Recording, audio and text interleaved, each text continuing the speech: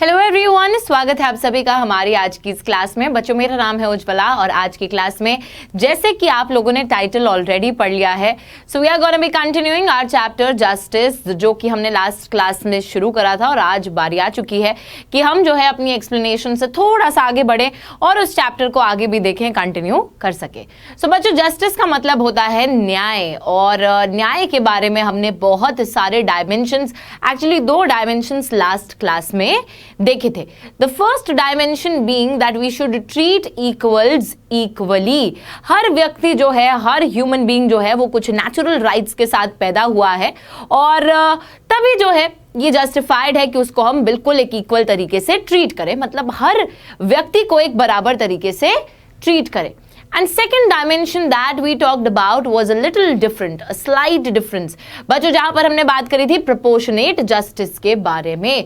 proportionate justice के अंदर हमने ये देखा था कि sometimes treating everyone equally is not justified। हमेशा जो है अगर आप हर किसी को बराबर तरीके से ट्रीट करोगे तो वो भी अन्याय हो सकता है। जैसे कि अगर एक एग्जाम आपने कंडक्ट करा है और फिर आपने सारे ही बच्चों को बराबर नंबर दे दिए, ये नहीं रिकॉग्नाइज करा कि किसने ज्यादा मेहनत करी है, किसने ज्यादा सही आंसर्स लिखे हैं या कौन बुरी तरीके से फेल होने वाला था, ये सब बिना कंसिडर करे आपने इक्वल ट्रीटमेंट करा कि सबको बराबर नंबर बांट दिए, तो बच्चों that will be unjust for the people who have actually worked very hard, है ना। उनके लिए ये चीज काफी ज्यादा अनजस्ट हो जाएगी। So every time when we talk about justice, it is not important, मतलब इट इज नॉट नेसेसरी कि हमेशा उनको इक्वल ट्रीट करने से ही जस्टिस आएगी।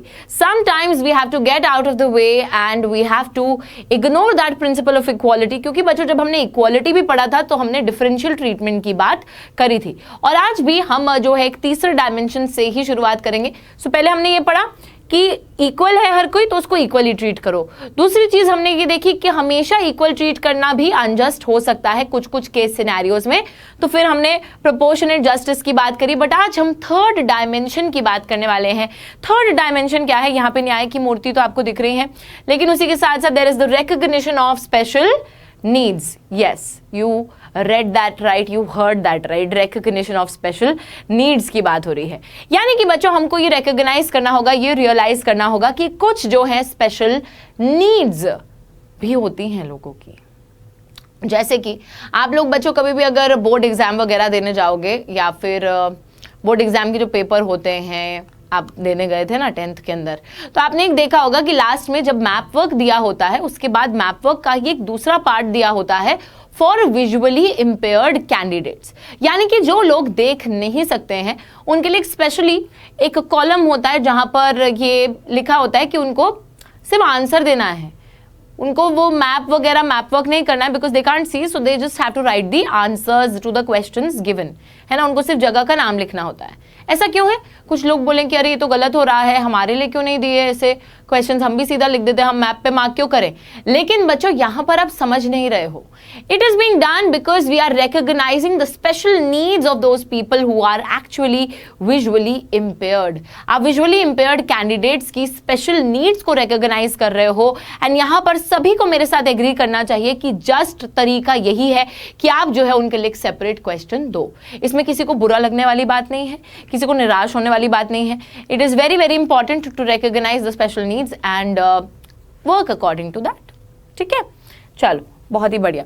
सो यहाँ पे बोला जा रहा है कि third principle of justice which we recognise is for a society to take into account special needs of people while distributing rewards और ड्यूटीज। तो जब भी आप किसी को रिवॉर्ड दे रहे हो या फिर किसी की ड्यूटी को निर्धारित कर रहे हो, उस सेंस में हमेशा ही आप लोगों को जनता की स्पेशल नीड्स का ख्याल हमेशा ही रखना है। कभी भी ये नहीं करना है कि स्पेशल नीड्स को इग्नोर करके सबको इक्वली ट्रीट करने लग जाओ। No, not allowed, not at all allowed. Okay okay, so यहां पर क्या लिखा है देखिए, नीचे देखिए, The principle of taking account of the special needs of people does not necessarily contradict the principle of equal treatment so much as extend it, because the principle of treating equals equally could imply that people who are not equal in certain important respects should be treated differently. Oh ho, इतनी तेज ma'am आपने पढ़ दिया, झटाक से आप bullet train की तरह यहाँ पर रीड करते चले गए, समझ तो कुछ आया नहीं। तो बच्चों समझाने के लिए भी तो मैं हूं। देखिए हम बोलते हैं बच्चों की बहुत सारी चीजें हैं, बहुत सारे लोग हैं जो अलग हैं। एंड देयरफॉर हमने इक्वालिटी चैप्टर भी जब पढ़ा था तो we talked about differential treatment, treating equals unequally. क्यों? Because we are recognising the special needs of certain individuals.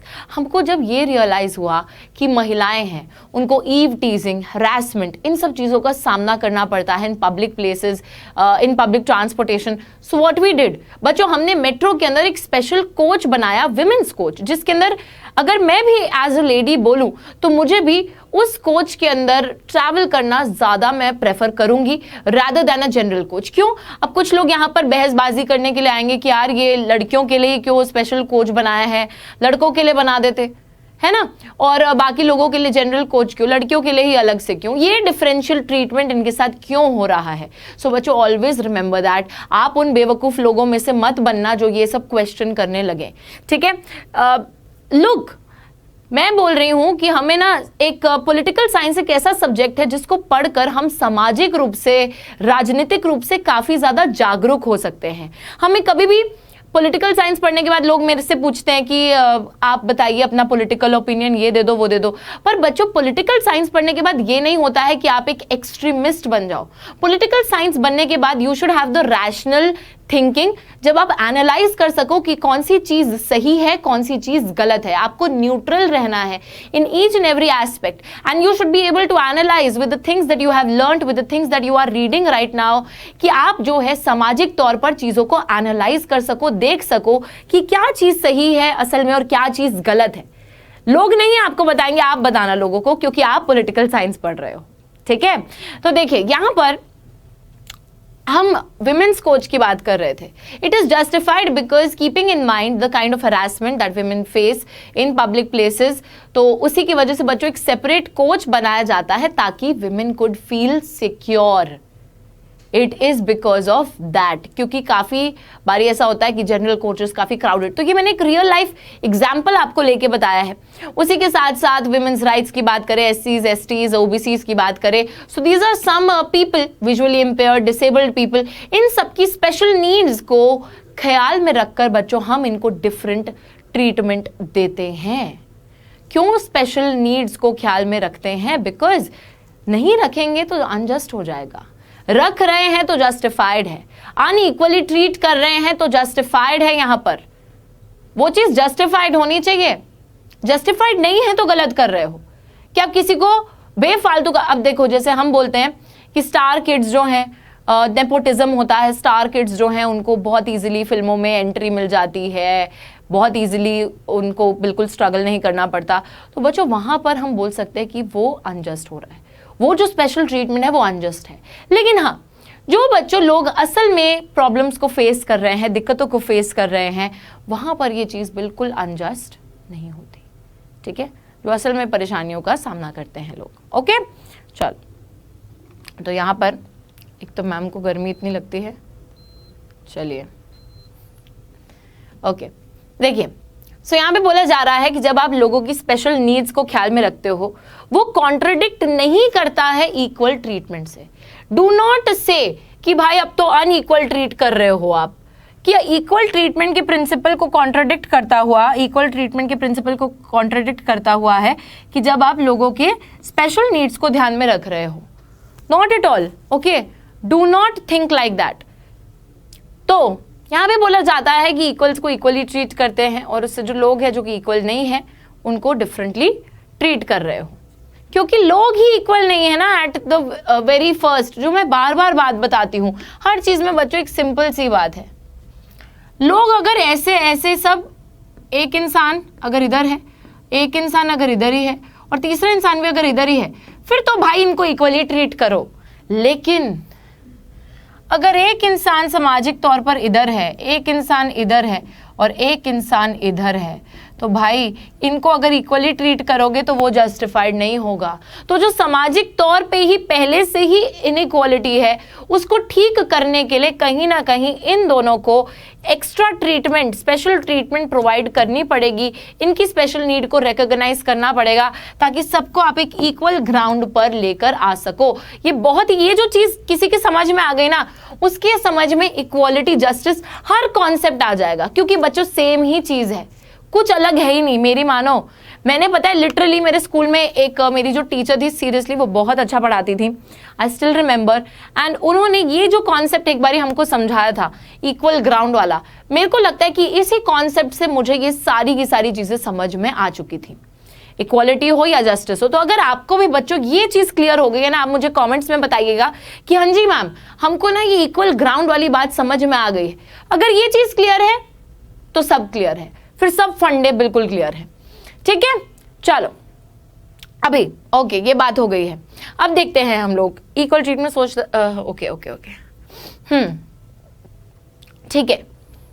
तो यहां पर हम लोग देख रहे हैं कि इक्वल ट्रीटमेंट के प्रिंसिपल के साथ कॉन्ट्रडिक्ट नहीं करता है हमारी स्पेशल नीड्स को रिकॉग्नाइज करना, बल्कि दैट इज नेसेसरी। आगे देखिए क्या बोला जा रहा है। People with special needs, disabilities could be considered unequal in some particular respect and deserving of special help. Physical disabilities, age, lack of access to good education, health care, some of the factors considered the grounds for special treatment in many countries. अब बच्चों यहाँ पर special needs को कब realise किया जाता है कि किसी को भाई स्पेशल ट्रीटमेंट देना है या उनकी नीड्स को रियलाइज करा गया है? तो देयर आर सेवरल एस्पेक्ट्स जो कि वर्ल्ड वाइड माने जाते हैं। फिजिकल डिसेबिलिटी की बात करते हैं हम लोग। बच्चों सपोज कोई इंसान है, वो विकलांग है, वो चल नहीं पाता है, वो व्हील चेयर पे रहते हैं। अब वो बोलेंगे कि भाई यहाँ पर सीढ़ियां हैं तो ये तो हम चढ़ नहीं सकते, we need a special facility, we need ramps. तो ऑब्वियसली हमको उनके लिए वो स्पेशल फैसिलिटी क्रिएट करनी होगी, और इस चीज से हम उनकी स्पेशल नीड को रिकॉग्नाइज कर रहे हैं। बल्कि ऐसा नहीं है कि हम इनइक्वालिटी प्रमोट कर रहे हैं कि भाई उनके लिए क्यों ये रैंप बना दी, ऐसा नहीं बोलोगे ना आप। उनके लिए रैंप बनाई है क्योंकि उनकी एक स्पेशल नीड है, उसको हमने रिकॉग्नाइज करा है। उसी के साथ साथ age, lack of access to good education, health care, ये भी बच्चों एक बहुत बढ़िया चीज है। जैसे हम देखते हैं कि जो ट्राइबल कम्युनिटीज है उनको काफी लंबे समय तक क्या करा गया था, प्रताड़ित करा गया, सोसाइटी के अंदर, समाज के अंदर नीचे देखा जाता था, नीचे रखा जाता था, जिसकी वजह से बहुत सालों तक उन्होंने एक इक्वल एक्सेस, जो एक इक्वल पहुंच होती है हेल्थ केयर या एजुकेशन तक, वो उस चीज को हासिल नहीं कर पाए थे, वहां तक पहुंच नहीं पाए थे। तो बच्चों हमने क्या करा, हमने बहुत से डिफरेंट क्राइटेरिया सेट करे हैं, जहां पर हम ये देखते हैं कि ये जो ट्राइबल लोग हैं, हम इनको एक तरीके से बच्चों उनको ज्यादा एज तक गवर्नमेंट एग्जाम देने देते हैं। जैसे नॉर्मल जनरल कैटेगरी के लोगों के लिए 30 साल की एज होती है, उनके लिए 35 साल तक एज होती है, कि 5 ईयर का एक एक्सटेंशन है कि वो और 5 साल तक एग्जाम दे सकेंगे, क्योंकि उन्होंने काफी लंबे समय तक बच्चों ये सब डिस्क्रिमिनेशन फेस करी है, और उसको कॉम्पनसेट करने के लिए हमने एक एज में उनको वो कॉम्पनसेशन दे दिया है। सिंपल सी बात वही है। ठीक है, ओके। तो ये कुछ ऐसे फैक्टर्स हैं जिनको कंसिडर करा जाता है स्पेशल ट्रीटमेंट प्रोवाइड करने के लिए। ओके, ये बात बिल्कुल क्लियर होनी चाहिए सभी को। आगे देखिए, in India, the constitution allowed for reservations of government jobs, quotas for admissions to educational institutions for people belonging to scheduled caste, tribes due to social discrimination on the grounds of caste। तो हमने देखा कि India के अंदर जो हमारा संविधान है, उसने गवर्नमेंट जॉब्स के लिए, सरकारी नौकरियों के लिए क्या करा, सरकारी नौकरियों के लिए बच्चों हम लोग देखते हैं कि रिजर्वेशंस अलाउ की गई हैं, आरक्षित किया जाएगा सीटों को। स्पेसिफिक सीट्स है कि भाई इतनी तो सीट्स एससीज, एसटीज और ओबीसीज को ही दी जाएंगी, या इतनी तो सीट्स महिलाओं को ही दी जाएंगी। तो वो एक स्पेशल ट्रीटमेंट करा गया है, क्योंकि हमने इन स्पेशल नीड्स को रिकॉग्नाइज करा गया है, करा गया नहीं है, करा है। ठीक है, उसी के साथ साथ लोग जो, हाँ ठीक है, तो एडमिशन में चाहे आपकी यूनिवर्सिटी, जो भी सरकारी दफ्तर हैं, सरकारी यूनिवर्सिटीज हैं, वहां पर रिजर्वेशंस को प्रोवाइड करा गया है, which is a way. So how have we ways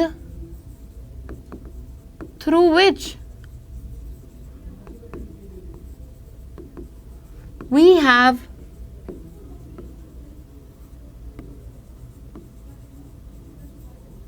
recognized special needs. तो हमने यहाँ पे देखा किस तरीके के थ्रू हमने रिजर्वेशन को प्रोवाइड करा है। So this is one way through which we have recognise the need for the special need of certain people. Next देखिए, different groups in the country might favour different policies depending upon which principle of justice they emphasise. तो बहुत से अलग अलग groups है country के अंदर जो कि डिफरेंट पॉलिसीज को प्रेफर करेंगे depending upon the principle of justice they emphasise. तो जिस भी प्रिंसिपल ऑफ जस्टिस पर वो जोर देते हैं उसी के थ्रू वो अलग अलग पॉलिसीज को फेवर करेंगे। ठीक है बच्चों, अगर कोई ग्रुप कह रहा है कि भाई हमारे लिए जस्टिस नहीं है, हमारी ये स्पेशल नीड है, तो वो अपने हिसाब से बात करेंगे, बाकी लोग अपने हिसाब से बात करेंगे, ऐसे ही चलेगा। ठीक है, चलो क्लियर है ना ये बात। आगे देखिए, जस्ट डिस्ट्रीब्यूशन। नेक्स्ट चीज जो कि हमको आज की क्लास में पढ़नी है वो है जस्ट डिस्ट्रीब्यूशन। जस्ट डिस्ट्रीब्यूशन मतलब, डिस्ट्रीब्यूशन का मतलब होता है कि आप बांट रहे हो किसी चीज को, जस्ट का मतलब होता है कि न्याय पूर्वक तरीके से आप चीजों को बांट रहे हो। सोशल जस्टिस, जब आप सामाजिक न्याय की बात करते हो, it concerns the just distribution of goods and services whether it is between nations or between different groups and individuals within a society. तो बच्चों बोला जा रहा है कि सामाजिक न्याय तभी होगा जब आप गुड्स और सर्विसेज को एक इक्वल तरीके से देशों के बीच में, अलग अलग समूहों के बीच में, अलग अलग लोगों के बीच में एक जस्ट तरीके से बांटोगे। तो if there are serious economic social inequalities in a society, it might become necessary to try and redistribute some of the important resources of the society to provide something like a level playing field for the citizens। तो obviously यहाँ पे भी वही बात हो रही है कि अगर समाज में कुछ आर्थिक या फिर कुछ सामाजिक असमानताएं हैं तो उस केस में ये बहुत ही ज्यादा जरूरी होता है कि बच्चों आप क्या कोशिश करोगे, आप सामाजिक असमानता को देखकर इन रिसोर्सेस को डिस्ट्रीब्यूट करेंगे। जिसके पास कम है उसको ज्यादा मिलेगा और जिसके पास ऑलरेडी ज्यादा है उसको बहुत ही कम मिलेगा। समझ रहे हो? तो कभी भी गुड्स और सर्विसेज को डिस्ट्रीब्यूट करते time we need to keep in mind, we need to take care about the existing inequalities in our society. और उन इनइक्वालिटीज चाहे वो सामाजिक रूप में हो, चाहे वो आर्थिक रूप में हो, सोशल या फिर इकोनॉमिक सेंस में हो, उनको ध्यान में रखते हुए ही आपको इन गुड्स और सर्विसेज को अपने समाज में रीडिस्ट्रीब्यूट करना है, तभी कुछ हो पाएगा, नहीं तो गलत ही होगा जो होगा। ठीक है, तो लेवल प्लेइंग फील्ड बनाना है भाई, कि सब एक लेवल पे आ सके, उसकी कोशिश करनी है। Therefore, within a country, social justice would require not only that people be treated equally in terms of the laws and policies of the society, but also that they enjoy some basic equality of life conditions and opportunities। बच्चों लिखी ना वही बात है, बस बढ़िया तरीके से इंग्लिश में और दो चार चीजें जोड़ के लिख दी गई है। यहां बोला जा रहा है कि एक कंट्री के अंदर सामाजिक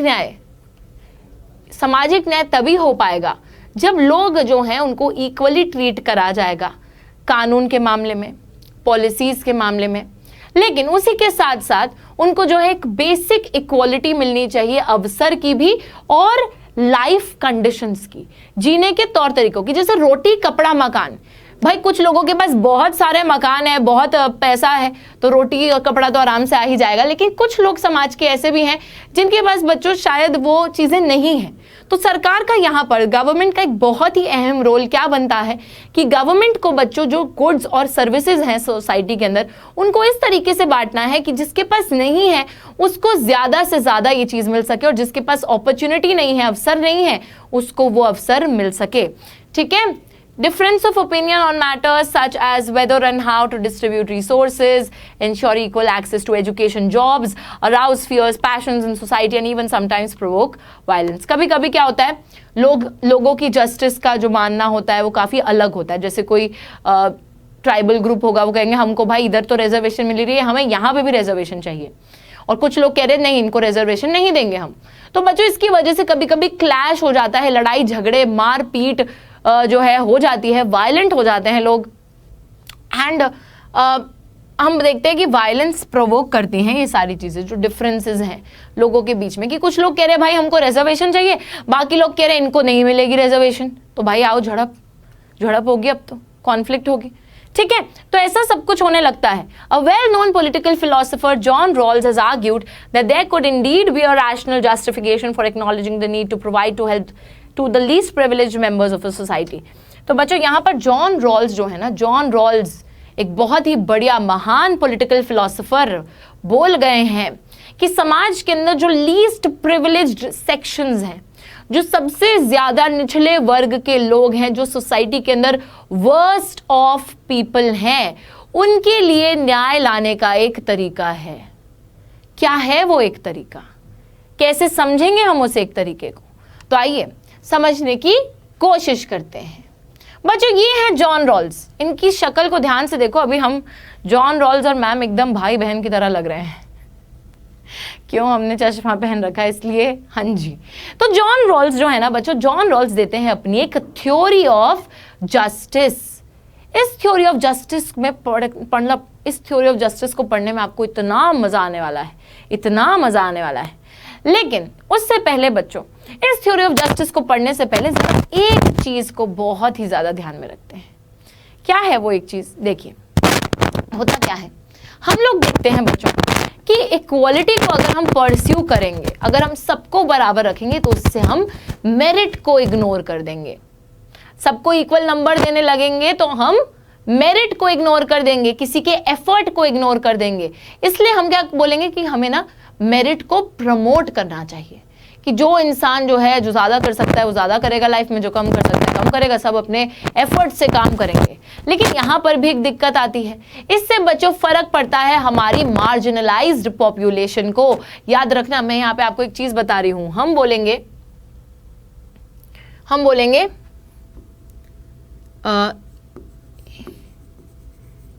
इक्वल ट्रीटमेंट। इक्वल ट्रीटमेंट से क्या गलती होगी? इक्वल ट्रीटमेंट का मतलब होगा कि वी आर इग्नोरिंग मेरिट। पर मेरिट को इग्नोर नहीं करना है, लोगों के एफर्ट्स को इग्नोर नहीं करना है। तो हम बोलेंगे कि instead of ignoring merit we will promote merit. लेकिन मेरिट को प्रमोट करने से क्या होगा? मेरिट को प्रमोट करने से, लोगों के एफर्ट्स को प्रमोट करने से, अगर आप सबको एक इक्वल ट्रीटमेंट करने लग जाओगे और सबको क्या बोलोगे कि चलो अब नहीं, मतलब सबको इक्वल नहीं, मतलब सबको इक्वल ट्रीटमेंट नहीं दे रहे हो और बोल रहे हो हर कोई अपने बलबूते पे चीज करेगा, अब जिससे जो हो पाता है उतना करेगा। यहां पर एक और दिक्कत हो जाएगी। वो दिक्कत ये होगी बच्चों कि मेरिट को प्रमोट करने के चक्कर में वी आर इग्नोरिंग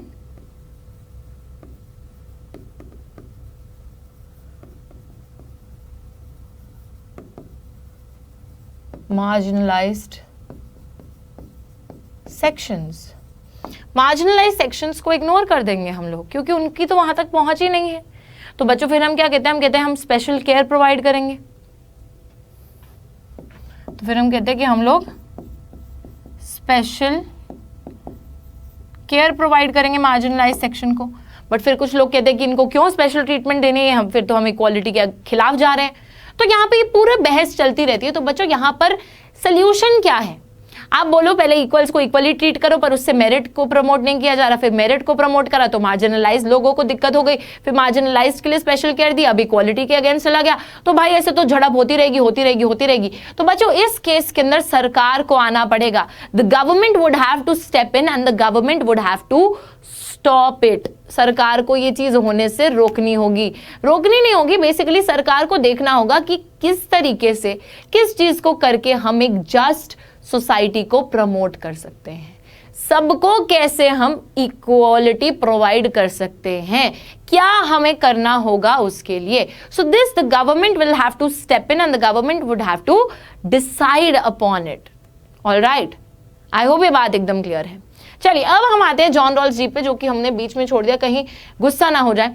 तो जॉन रॉल्स बच्चों एक पॉलिटिकल थिंकर हैं, बहुत ही बढ़िया थ्योरी ऑफ जस्टिस देते हैं और आर्ग्यू करते हैं कि द ओनली वे, एक इकलौता तरीका जिससे कि हम एक फेयर और जस्ट रूल पे आ सकते हैं, डिराइव कर सकते हैं, वो तब होगा जब आप इमेजिन करोगे कि आप एक ऐसी सिचुएशन में हो in which you have to make decisions about how society should be organised, although we do not know which position we would ourselves occupy in that society. हैं, क्या बोल गए जी?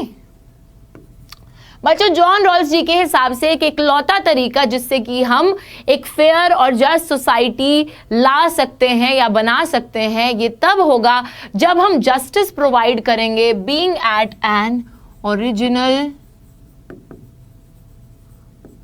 पोजीशन, ये एक ओरिजिनल पोजीशन की बात करते हैं।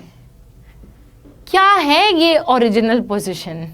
क्या बोल दिया है जी रॉल्स जी ने? तो बच्चों इस चीज को ध्यान से समझिएगा।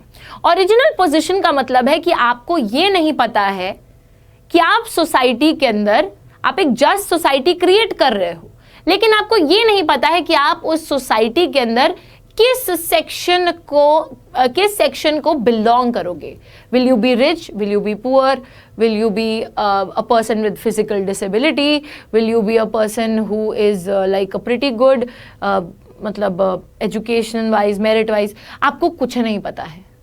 आपको कुछ नहीं पता है कि आप समाज के कौन से हिस्से का हिस्सा बनोगे, और आपको उस स्टेज पर उस ओरिजिनल पोजीशन में रहकर जस्टिस प्रोवाइड करना है। इसका एक बहुत ही अच्छा एग्जाम्पल है पीस ऑफ केक, कि आपको क्या है बच्चों, केक को काटना है लोगों के बीच में बांटने के लिए, लेकिन आपको ये नहीं पता है कि आपको कौन सा पीस ऑफ केक मिलेगा। अगर आपको ये पता होता कि आपको कौन सा पीस ऑफ केक मिलता तो आप क्या करते, सबसे बड़े वाला अपने लिए काटते पीस और रख लेते हैं ना, और बाकी सबको छोटे छोटे छोटे छोटे पीस काट के दे देते।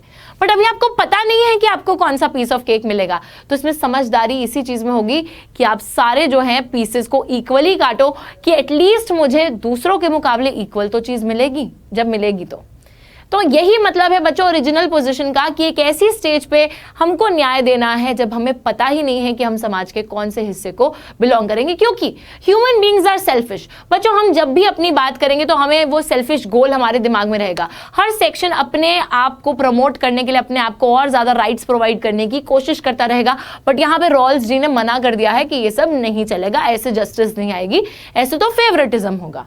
ठीक है, तो यहाँ पर वो बात करते हैं एक वेल ऑफ इग्नोरेंस की। बच्चों वेल समझता, वेल इज लाइक अ पर्दा, कि एक पर्दा पहनकर आप जजमेंट दो या न्याय लेकर आओ।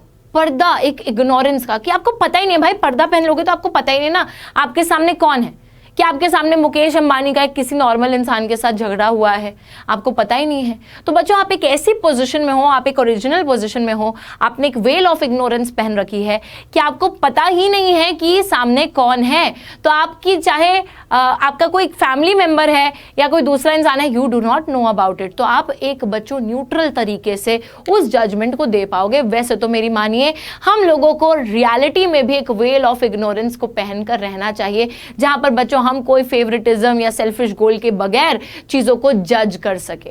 बिकॉज हम लोग इमोशनल बीइंग्स, हम इमोशंस में बह जाते हैं, हम अपनी अटैचमेंट्स में बह जाते हैं। But yes, we should always decide after wearing a veil of ignorance, and this is the theory of John Rawls wherein he talks about a veil of ignorance. वो expect करते हैं कि in such a situation of complete ignorance, एक complete ignorance की situation है, you do not know who is in front of you or for whom you are deciding something. तो ऐसी situation के अंदर आपको पता नहीं है कि आपका समाज में status क्या है। हर इंसान decide करेगा in way that they do in terms of their own. तो कोई भी इंसान अपने इंटरेस्ट के टर्म्स में उसको डिसाइड नहीं कर पाएगा, वो उसको इग्नोर करनी पड़ेगी वो चीज़, because that person is under a veil of ignorance. Non judgemental होकर चीज़ जजमेंट देनी होगी। मेरे को सही में मेरे भाई से लग रहे हैं, थोड़ा साइड हो जाती। चलिए, सो आई होप बच्चे लोग ये बात एकदम क्लियर है आप लोगों को, जॉन रॉल्स जी ने जो करी है।